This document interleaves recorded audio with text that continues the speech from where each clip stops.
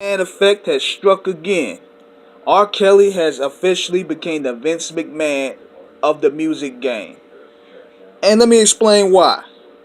Because the docu-series that came out, you would think it would be the end of R. Kelly. Instead, it became the rise, the resurrection of R. Kelly.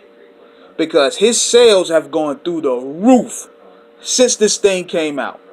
And you wonder why I'm mentioning Vince McMahon. But see, with Vince McMahon, he mastered that. See, Vince McMahon, let's be clear, in the wrestling community, you're a wrestling fan. If you're a wrestling fan, you'll know what I'm talking about. Every day, somebody complains about the WWE. They're boring. They don't focus on characters. Vince McMahon is a racist. Vince McMahon is old. Vince McMahon is out of touch. They don't know what they're doing, man. I'm boycotting. I'm not supporting the WWE anymore. The list goes on. Now, Vince McMahon makes his first appearance in 2 years, and you would think the people will bring that same energy. Nope. When he comes out there, they cheering him. All that stuff they said goes out the window. They cheering him, they singing his theme song, they bowing down. None of that energy surfaces. And R. Kelly has clearly mastered that. And because another thing too is that we're in the reverse Trump era where trolling, not troll, this R. Kelly's not really trolling, but it's like the more you bash somebody, the more popular they get. It happened with Tekashi 6ix9ine. Everybody was bashing 6ix9ine, but he ended up getting bigger.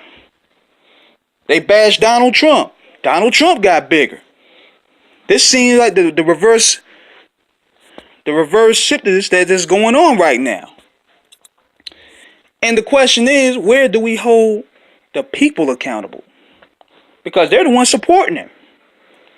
Do we hold the base accountable? But see, the reason why people are afraid of holding the fans accountable because they're trying to get his fans. You know what I'm saying? They're trying to get that same base because consumerism runs this country. So you can't talk smack about the people that's buying R. Kelly records because you're trying to get that audience to get your own brand up. And I compare this to like the relationship with R. Kelly and his fans. It's kind of like where you have a boyfriend and you have a bad boy, drug dealer type boyfriend that beats his woman, smacks her around, cheats on her, but yet, despite all this, and despite all the caping that a lot of men are doing, she still goes back to him and gets pregnant. It's the same thing with this situation here.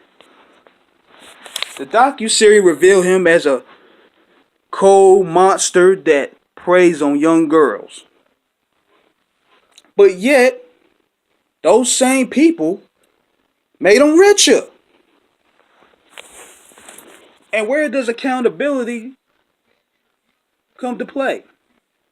We have to hold people accountable. The magazines, the industry. This is bigger than R. Kelly because y'all made R. Kelly even bigger after the trial. These magazines that want to speak out all of a sudden, y'all benefited. The labels that gave him those deals, they benefited. And plus, with the docu-series, it's like now they're painting the picture of black men being in the forefront. Of being not protecting their women. But in reality, a lot of people that I know personally, especially in Chicago, they spoke out on this. But nobody would care as long as the music was good. And a lot of times, y'all same people speaking out now, y'all bought this nigga's records. Y'all went to his show when he pulled up in the city. Y'all went to his shows. Y'all got selfies with him. When he goes to the mall, you want selfies with him. Now, you want to play the uproar game. It doesn't work that way.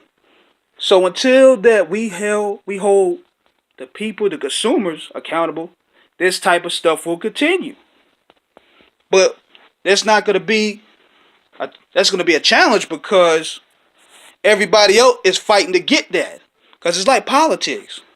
You can't bash people who supporting Trump when you're trying to get Trump voters to put you in office. That's the challenge that we dealing with as a people. So that's my opinion on this. Like, where are we going to start holding people accountable? And the problem is also is we can't really find out who. Because people will say one thing, they'll protest you till they're blue in the face, but yet behind closed doors they're opening their wallet. So that's my take on it for the day. This is King Eric the Great signing off. Subscribe to the channel, Off the Cuff Radio, every Friday night, 9 p.m. 6 Pacific, 8 Central Time. And I'm out.